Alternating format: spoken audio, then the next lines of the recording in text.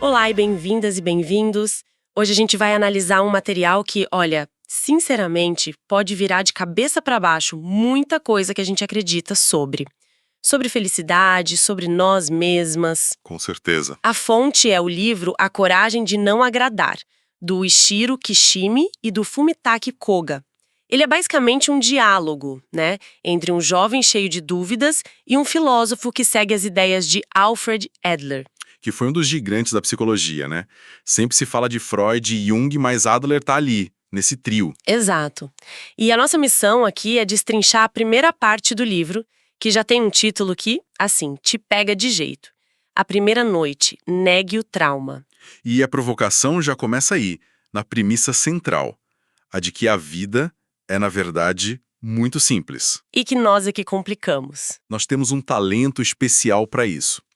E o ponto de partida para essa simplicidade, que é o coração do nosso papo de hoje, é uma ideia que soa quase, sei lá, absurda de início. A de que o trauma não determina quem nós somos. O que é um confronto direto com a psicologia freudiana, que basicamente diz que o nosso passado é o nosso destino. Totalmente. E o livro começa com o jovem trazendo o caso de um amigo, né? Um amigo que está há anos trancado no próprio quarto. Sim. A explicação que todo mundo daria e que eu daria é o que a filosofia do livro chama de etiologia, ou seja, a busca pela causa. Certo. Alguma coisa horrível aconteceu no passado dele, bullying, problemas com os pais, algo assim, e como consequência ele não consegue mais sair. A causa no passado gerou o efeito no presente. Parece lógico. Parece a única explicação possível, né? É a lógica que rege nosso pensamento. A aconteceu, por isso B acontece.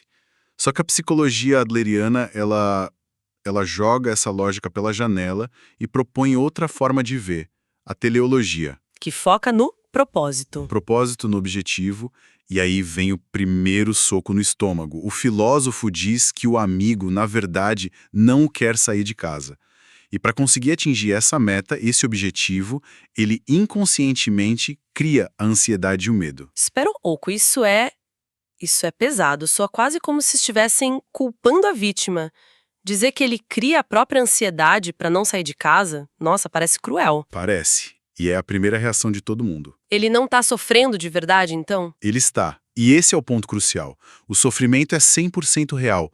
A ansiedade, as palpitações, o medo, nada disso é fingimento. Ah, bom. A mudança de perspectiva não está na veracidade do sofrimento, mas na função dele.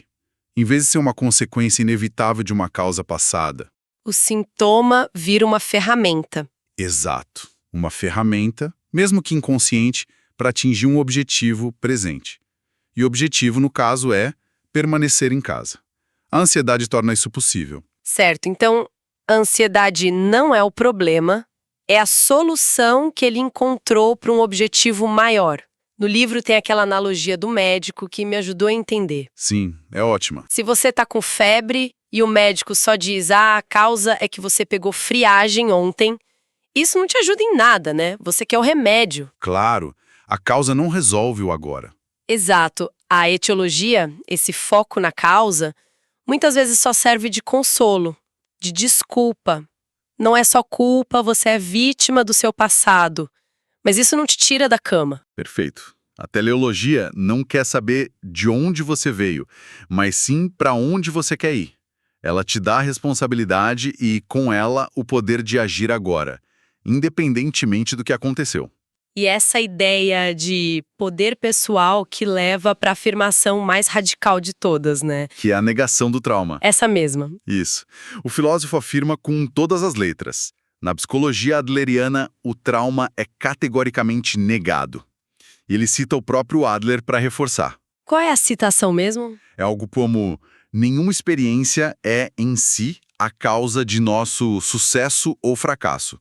Nós não sofremos do choque de nossas experiências, o chamado trauma, mas o transformamos em algo que atende aos nossos propósitos. Uau! Transformamos em algo que atende aos nossos propósitos, ok. Essa é uma pílula bem difícil de engolir. Negar o trauma. É difícil. Para alguém que passou por um abuso severo, por uma violência, ouvir isso pode soar como uma invalidação completa do sofrimento.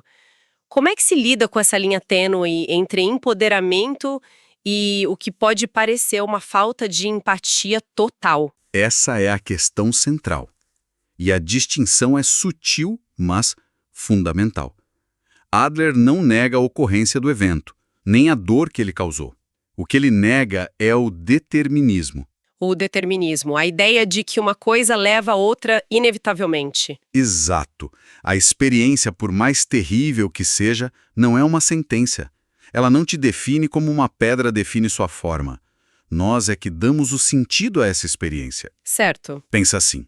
A mesma experiência pode levar uma pessoa a se fechar para o mundo e outra a se tornar uma ativista pelos direitos dos outros. O evento foi o mesmo, mas o significado que cada uma atribuiu a ele foi uma escolha. Entendi. Então não se trata de dizer supere isso, mas de dizer você tem o poder de decidir o que isso significa para você hoje. A vida não é o que te acontece, mas o que você faz com o que te acontece. Precisamente. E se a gente voltar para o amigo recluso com essa lente, o propósito dele fica mais claro. Qual seria a meta oculta dele, então? O livro sugere uma bem humana, a atenção e o cuidado dos pais. Enquanto ele for o doente, ele é o centro das atenções. Os pais se preocupam, pisam em ovos ao redor dele. E se ele se cura e sai de casa? Ele se torna só mais um na multidão. Talvez ignorado. É um preço altíssimo a se pagar por um pouco de atenção, né? Viver uma vida de infelicidade e isolamento. Sem dúvida. Mas a questão não é se a meta é boa ou ruim. É que a pessoa está agindo consistentemente de acordo com ela.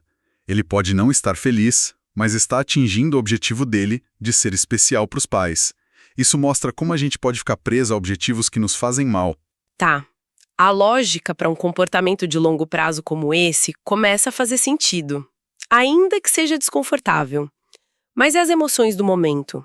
Aquelas explosões que parecem totalmente fora do nosso controle, tipo um ataque de raiva. Ninguém escolhe explodir com alguém. Ou escolhe? A gente sente que não, né?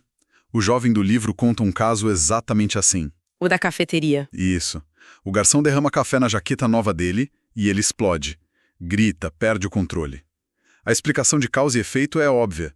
O café derramado causou a raiva. Sim, parece inegável. Mas a análise teleológica pergunta: qual era o propósito da raiva? O filósofo argumenta que a raiva foi fabricada na hora. O objetivo não era simplesmente expressar descontentamento. E qual era? O objetivo era fazer o garçom se submeter, ouvi-lo sem discutir, através da intimidação. A raiva foi a ferramenta mais rápida e eficaz para subjugar a outra pessoa e vencer a discussão antes mesmo que ela começasse. Foi uma escolha. Uma escolha de comunicação. Exatamente. Fabricar a raiva, a sensação que eu tenho é que a gente é possuída por ela. Que o controle simplesmente some. E é aí que o livro traz o exemplo que, para mim, é a prova definitiva. Qual? O da mãe. O da mãe. Ela está no meio de um chilique, gritando com a filha, o telefone toca. Ela para, respira, atende com uma voz doce e polida. Alô?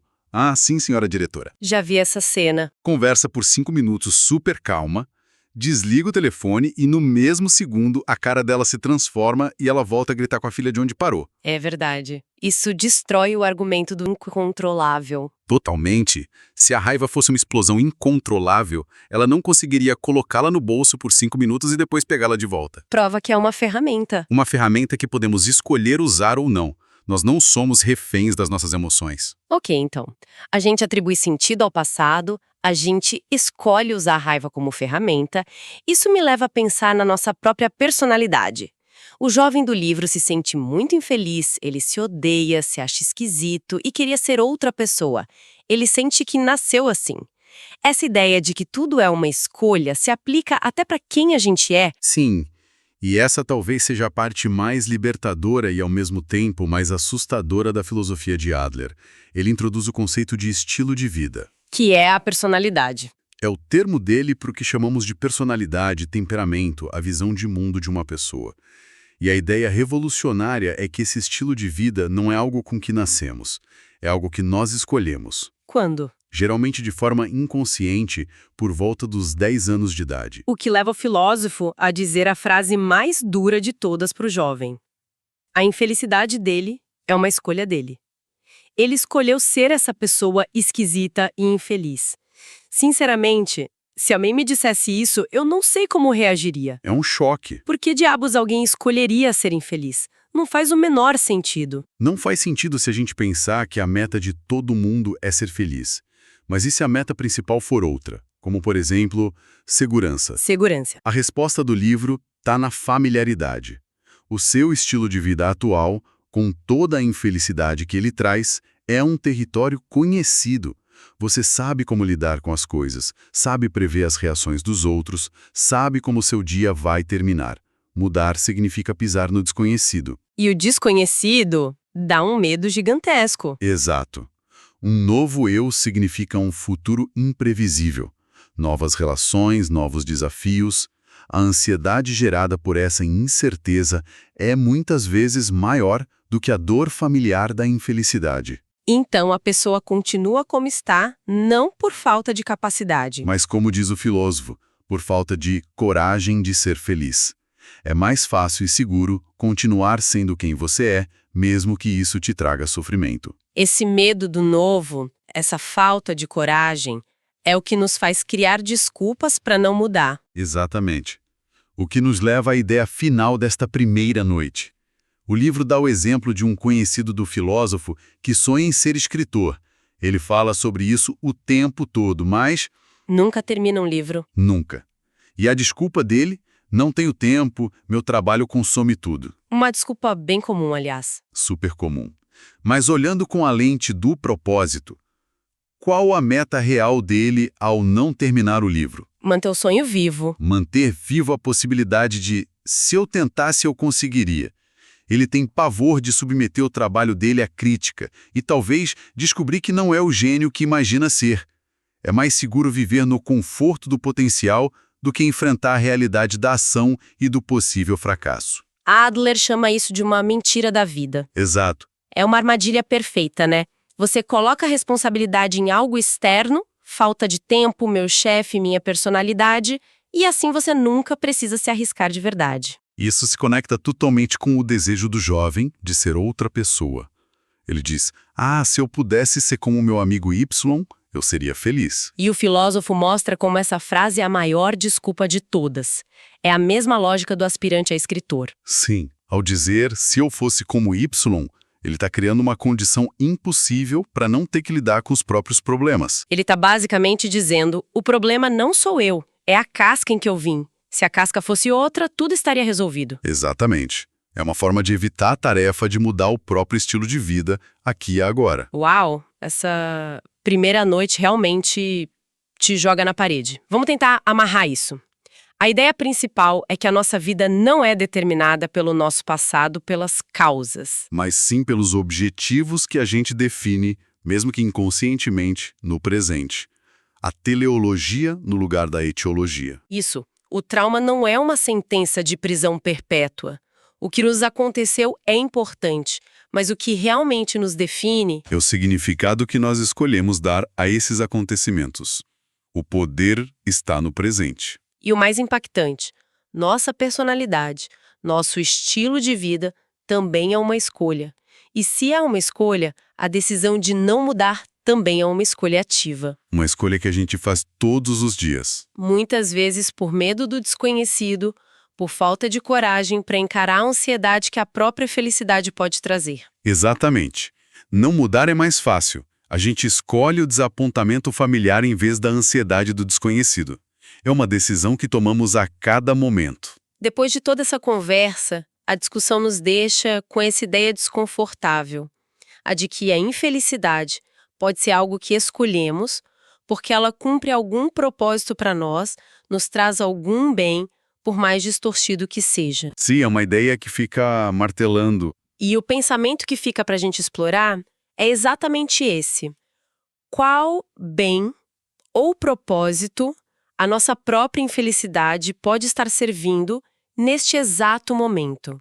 É uma pergunta difícil, mas talvez seja o único ponto de partida real para a mudança.